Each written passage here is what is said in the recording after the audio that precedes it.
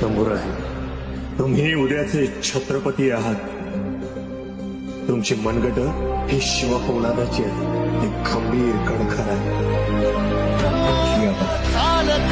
तुझी वाट रात्रंदिनी घेतला पाव